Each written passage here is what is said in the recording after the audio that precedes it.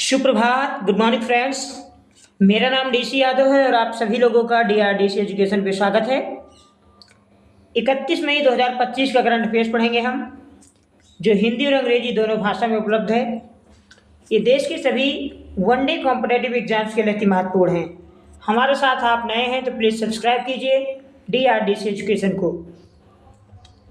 आज का अपना पहला सवाल है साथियों कि हाल ही में रक्षा मंत्रालय ने किस रक्षा क्षेत्र उपक्रम को मिनी रत्न का दर्जा देने की मंजूरी दी। Recently the minister of defence granted mini Ratna status to which the following defence sector undertakings. Option A, ये गलत हो गया साथियों, MIL या AVNL या ILO। इसका सही आंसर है ऑप्शन डी, तीनों। साथियों, तीनों ही कंपनियों को रक्षा मंत्रालय ने मिनी दर्जा देने की मंजूरी दे दी है। बात करें MIL की तो इसका पूरा नाम होता है म्यूनिस इंडिया लिमिटेड, जबकि AVNL का पूरा नाम होता है आर्म्स व्हीकल निगम लिमिटेड और IOL का पूरा नाम होता है इंडिया ऑप्टेल लिमिटेड। तो इन तीनों कंपनियों को रक्षा मंत्रालय ने मिनी रत्न देने का मंजूरी दे दी है। अगर बात मिनी रत्न की करें तो किसे दिया जाता है? ऐसी कंपनी जो 3 वर्षों तक लाभ में हो और जिसका नेटवर्थ 30 करोड़ या उससे अधिक हो, ऐसी कंपनी को मिनी रत्न का दर्जा दिया जा सकता है। अगला सवाल है साथियों कि हाल ही में सर्वोच्च न्यायालय ने सिविल जज यानी जूनियर डिवीजन की नियुक्ति के लिए न्यूनतम वकालत की जो अवधि है कितनी निर्धारित की है। Recently the supreme court mandated the minimum age of legal practice for the appointment as civil judge junior division 5 years, 3 years, 8 years या 10 years। इसका सही आंसर है ऑप्शन बी, 3 years। साथियों, इसको वास्तव में सुप्रीम कोर्ट ने बहाल किया है। इसे पहले 2002 में बंद कर दिया था। अब पुनः सुप्रीम कोर्ट ने कहा है कि ये अनिवार्य होगा। अगर कोई जूनियर डिवीजन में जज बनना चाहता है तो उसके पास 3 साल की मिनिमम वकालत होनी चाहिए। अगला प्रमुख सवाल है साथियों कि हाल ही में जैविक खेती को बढ़ावा देने के लिए किस संस्थान कंपनी ने समझौता किया है। Recently which institution company sign as agreement to promote organic farming. Indian Overseas Bank ने, अमूल ने या रिच प्लस ने। इसका सही आंसर है उपरोक्त सभी। तीनों कंपनियों ने मिलकर साथियों जैविक खेती को बढ़ावा करने के लिए एक MOU पर हस्ताक्षर किया है। तो इसका सही आंसर है ऑप्शन डी।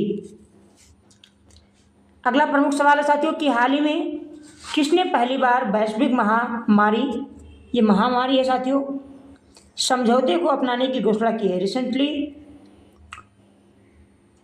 यूनेस्को ने, WHO ने या FAO ने। इसका सही आंसर है ऑप्शन बी, WHO ने। साथियों, WHO ने इसकी घोषणा की है और WHO की स्थापना जो है साथियों ये 7 अप्रैल को हुई थी, इसलिए हम हर 7 अप्रैल को विश्व स्वास्थ्य दिवस भी मनाते हैं।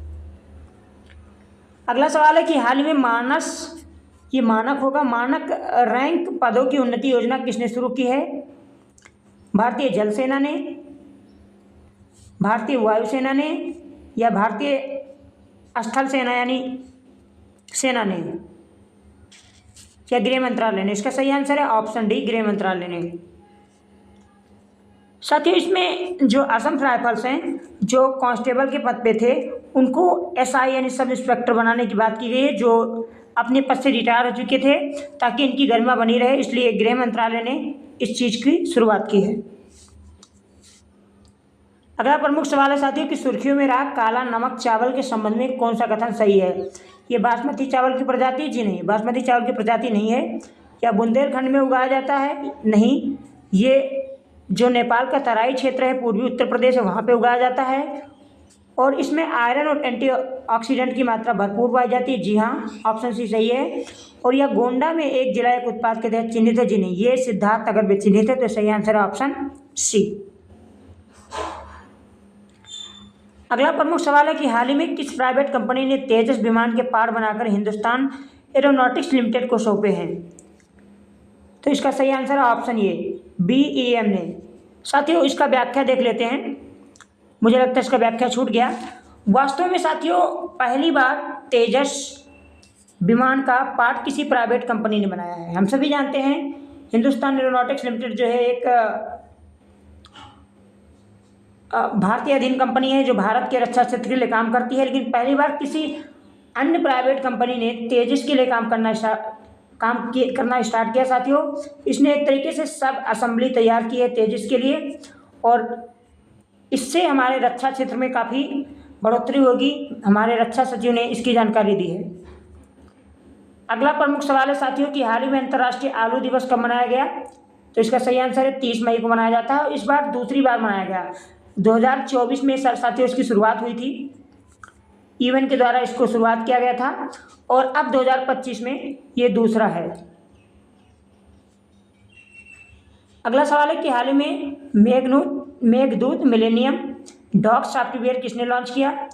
तो हाल ने लॉन्च किया है, या रक्षा मंत्रालय ने, वायुसेना, भारतीय सेना ने, या भारतीय वायुसेना ने? इसका सही आंसर है ऑप्शन सी, इंडियन आर्मी ने साथियों इसकी शुरुआत की है, तो इसका सही आंसर है ऑप्शन सी। तो ये थे आज के प्रमुख करंट अफेयर्स जो हमारे अखबारों से लिए गए थे। सेशन साथियों पसंद आया तो लाइक कर दीजिएगा, चैनल पे नए हैं तो सब्सक्राइब करना ना भूलें। आप सभी हमारे साथ जुड़े इसके लिए बहुत बहुत धन्यवाद। जय हिंद, जय भारत।